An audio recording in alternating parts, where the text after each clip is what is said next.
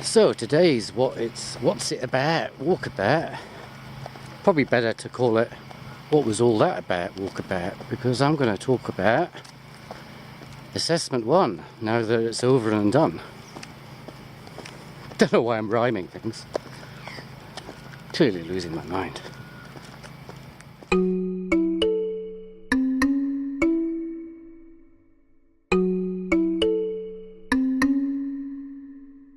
So I just wanted to share some reflections with you on assessment 1. Now I'm on my way for coffee, so I'm going to wait really to have my coffee before I talk about some of the more substantive points. Don't panic, there's nothing to fear. But I wanted to start off by talking to you about the bit that might annoy you, which is the mark you got for your audio recording. Now I'm outside on my walkabout, so the quality of the sound's not going to be great in this recording. You're going to get noises from people cutting grass, noises of wildlife, and my footsteps and so on. It's probably not annoying because you can understand the context, because this is a video, but the quality is kind of there or thereabout. Now, what I was expecting from your recordings was something quite high, and I'll tell you why. I was expecting for the HD category for some crystal clear recording that would be good enough for broadcast. And a lot of you submitted recordings which had a background hum or noise. Mostly it was the air conditioning in the rooms you're in. Some of you, it was it wasn't bird life, but it was traffic noise, different type of wildlife, and for some of you it was conversations happening either in the room or in a corridor or in an adjacent room. Now, it was possible to cut that noise out through editing software, but you need to do a combination of two things. One is to find a quiet location and then use audio editing software to cut out those other background noises that you couldn't avoid, such as the air conditioning. So using a program like Audacity, you can learn how to do that, which is pretty effective.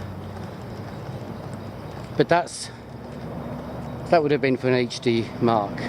Now, learning Audacity from scratch could take you, to do that to your audio recordings, could take between half an hour and a couple of hours, depending on how IT literate you are and how good you are with new software.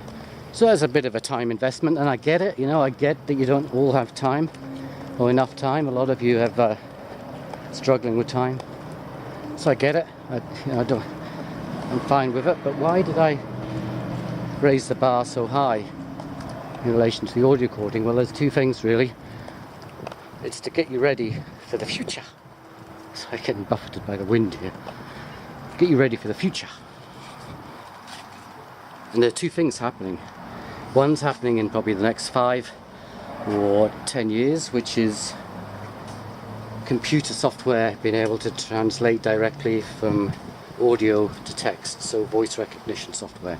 It's not that usable at the minute, but it's getting very usable. In 5 or 10 years it'll probably be there, and they'll be highly likely you'd be needing to use that software because transcription is so expensive.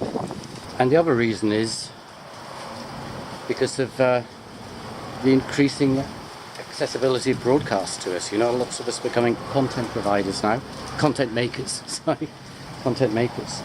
So I wanted you to be able to identify through the assessment the skills that you need to acquire in order to be able to use audio as a way of disseminating your work and your ideas. So we're still pretty reliant on books and journals in psychology for disseminating ideas, but 5-10 years from now it's going to change, and already right now podcasting is very popular. So I wanted you to be able to see the skills that you need and maybe at the moment don't have to be able to produce audio recordings of the quality that you could then use to broadcast. But people didn't, unless your audio recording was really bad, you just missed out on a few marks. You just missed out on a HD category, and you may have just been in a distinction category. If your recording was, kind of good enough to be able to listen to, and a transcriber to transcribe. So yeah, that's the reason behind it. And God, transcription is really expensive, both in terms of paying someone to do it, but also doing it yourself. A 1 hour interview can take anywhere between 4 and 8 hours to transcribe, depending on how proficient you are as a typist. Okay, so I'm just going to get my coffee, and then I'll talk to you a little bit more about some of the other stuff. So let's continue feedback on assessment 1. Got my coffee now, so all's right in the world for me. So I was blabbering on before. Bear in mind that was pre-coffee stage about the audio recording. I'm sure it's going to annoy some of you, the fact that you just didn't get as many marks as you'd hoped on that one. But yeah, I wanted to prepare you really to understand what you need to do to get quality of recording that would be good enough for the future use of voice-to-text software, but also broadcasting, disseminating your ideas through podcasting, Okay, so let's get on to the other feedback in relation to assessment 1. So what was the good stuff in the interviews that I marked? Well, those moments of laughter I think were great. It suggested you'd relaxed a bit and you weren't too stiff. The other great stuff in the interviews I listened to was the encouragement, where you really sounded interested in what your interviewee thought. And this was really great. The other thing that I thought was great about some of the interviews I listened to was the way that you clarified what someone had said by recapping or summarizing their point. And this was really fabulous. Not only did it show the interviewee that you're interested in what they had to say, but also that you were actively listening, that you got it. And I think you would have reduced the risk of your interviewee privately wondering if they were just wasting their time. Sometimes when we're being interviewed, we kind of think, well, are they really listening? Is this actually going to make it into the final report? Stuff like that. How about the bad stuff? Da, da, da. Well, here's an example of something that went bad in some people's interviews. In quite a lot of people's interviews. Okay.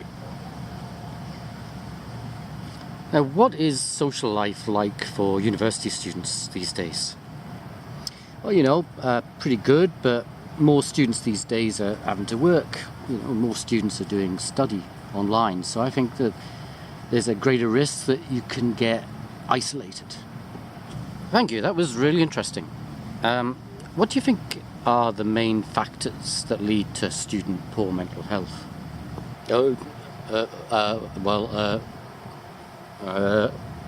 Okay, now there's a problem here. Did you spot it? There's no follow-up on the answer the interviewee gave. I was the second person in that role play. Brilliant actor, I know. So there's no follow-up question. What did the interviewee mean by isolated? Why does the participant think that more students are needing to work? What is it about study online that leads to that risk of isolation? Can the participant give you an example of this, and so on? Each of these probes might then trigger off additional questions. And before long, you have easily spent 10 minutes discussing this first question. You may never get to the second question. You might find that after that first question, that you start to follow a very different line of inquiry. It all depends whether you feel you've exhausted what the interviewee has to say in regard to that first opening question. Now, what you've got to remember is that people are often used to giving short answers when they're being asked their views, particularly by researchers. That most people's experience of research is through filling out a survey, where actually we don't need to know an awful lot about what people think. Answers tend to be quite short. So most of us have limited experience of talking with a researcher who's really interested in hearing all our thoughts rather than just getting a snapshot of our thoughts. So when you ask a question and the interviewee answers it, don't imagine that that's all they've got to say on the matter. Don't feel as though that you got your answer. You know, you might have to poke and prod a little bit, probe, you know, in a nice way. You know, follow up and ask people to tell us more about the thing that they've just said, because they've probably been fairly brief in their response, particularly when it's the first question. People tend to give us fairly short answers after that first question, and we can miss a lot. You know, we can miss a lot, so don't move on to that second question too quickly. Just to give you an indicator, though, you know, coming up with 5 questions, that would be enough to last an hour in an interview, typically.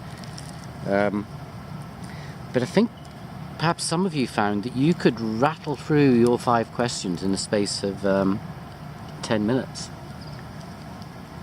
Some of you seem to be rattling through almost 5 questions in 5 minutes. So that's an indicator, really, that you're not following up on the person's answers. You know, that you need to hold back, not just jump straight to your next question, but actually prompt more, ask more about, inquire more into what that person's just said, interrogate more, but in a gentle way, not like torture. So the other bad stuff, hypothesis testing. Hypothesis testing sneaked into some of the interviews. It often came in the form of you testing out your ideas on the links between, say, mental health and the student social environment. Now remember, we're not testing theories or hypotheses in qualitative methods. We're generating theories and hypotheses. What I mean by that is that we're there to get ideas from people, not test our ideas on people. Yeah? So a lot of you were stuck in that hypothesis testing mode, and I can see why. You know, I can understand why, and I'm hoping you can see why. One of the explanations is that you spent a lot of your time, if you've been in psychology, learning about hypothesis testing. That's what you've been taught research is about. But not just that. Outside of psychology, more broadly in the university setting, it's likely that this hypothesis testing model of science has dominated. Outside of university, it's dominant too. People have this way of thinking about science that it is about testing theories. But that's not what we do in qualitative. We generate theories. We don't test them. The next problem, I think, was the lack of reflection in the third element of the assignment. Lack of reflection on the paradigmatic issues. Some of you did some wonderful stuff in terms of reflecting at a personal level about your performance and so on, but some of you missed the paradigmatic stuff. And this was an important thing for you to do, to focus on.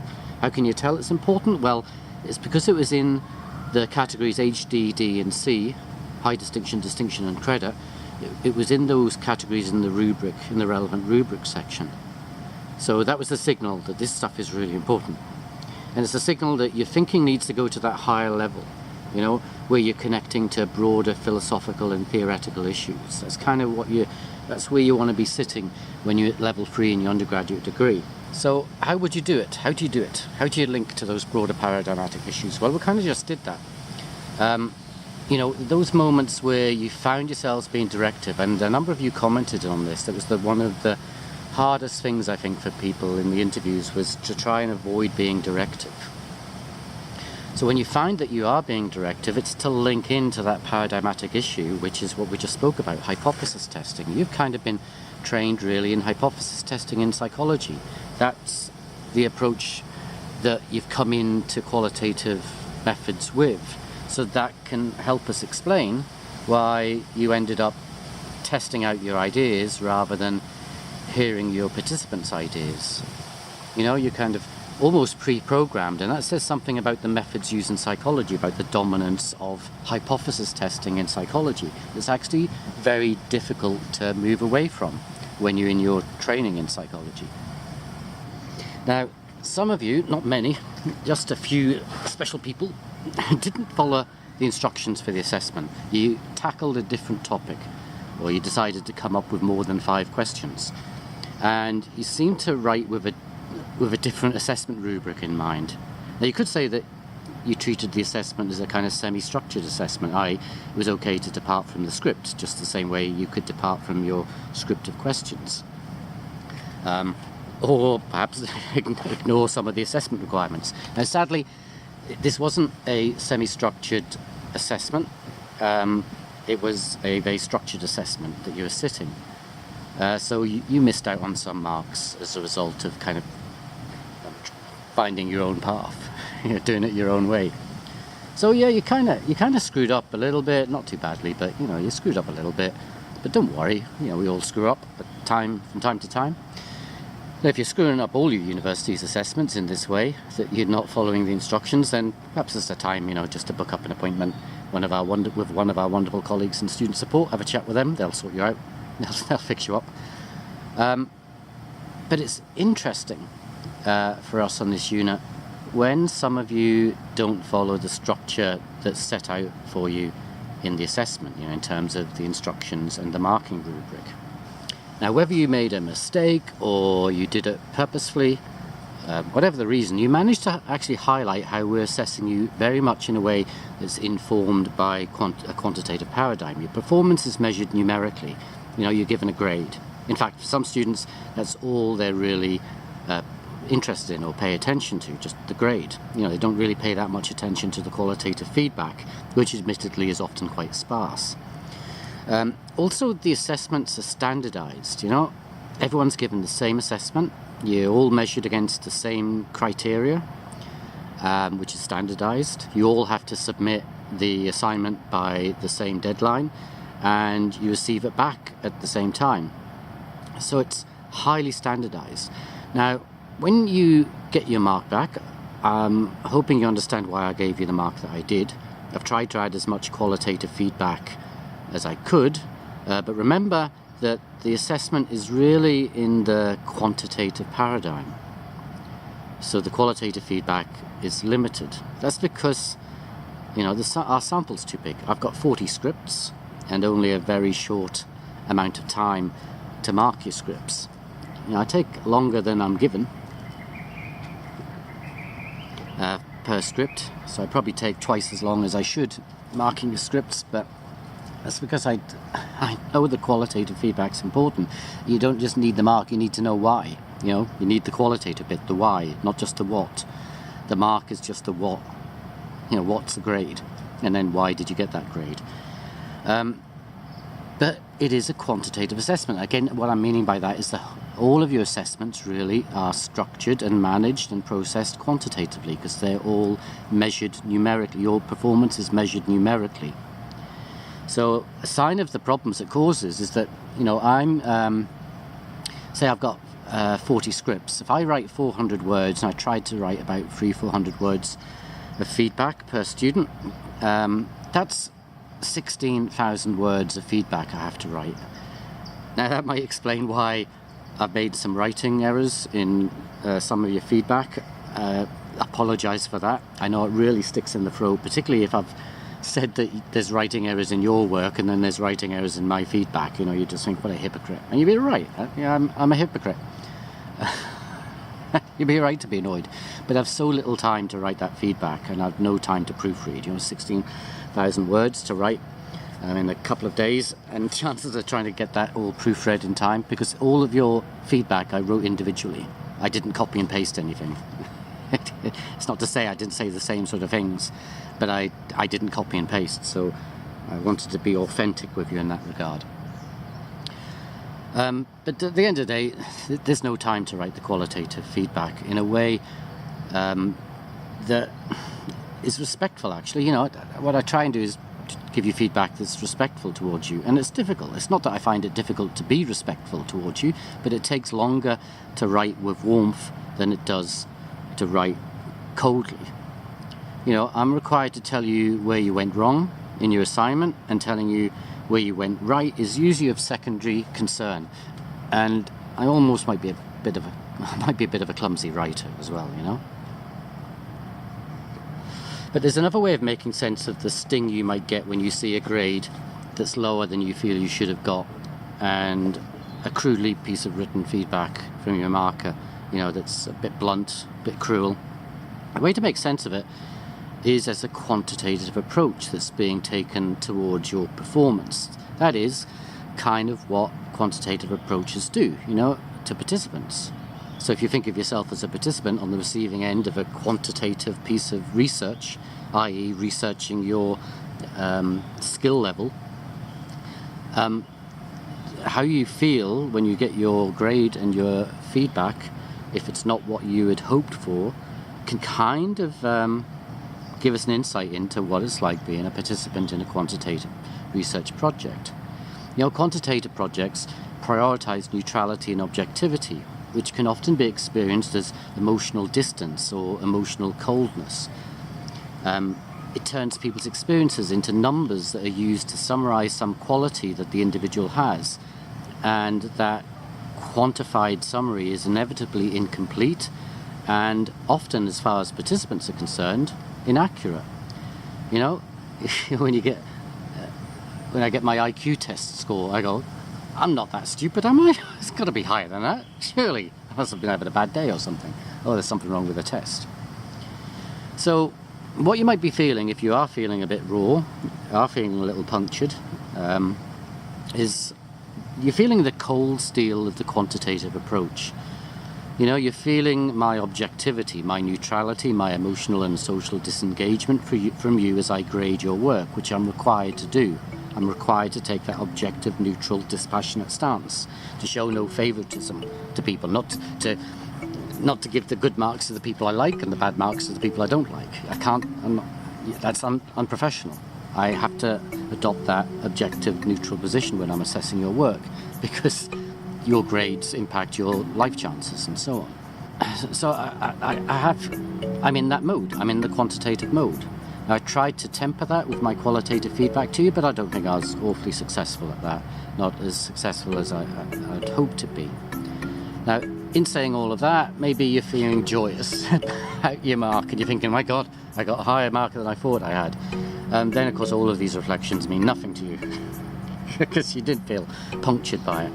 But for those of you who did feel, a little cut by the grade you got and my feedback about your work, my thoughts go out to you, really, in a number of ways. It's not a pleasant experience, but it's also a point to reflect on, that can be the effect of being observed, or your life experiences being quantified. It can be quite a cold, cruel experience at times. Okay, so that's all I've got to say really on that assessment 1. So we're moving on to the next assessment, aren't we? Please light up our discussion boards on Moodle if you want to continue thinking about assessment 1, and if you've got any questions or concerns about it, just post up on the discussion board, and I'll do my best to step out of the quantitative marking persona and treat you like flesh and blood human beings on that discussion board, because I'm not grading your contributions on the discussion board. So it can be people again, so I can relate to you as people. Okay, so till next time, ta-da.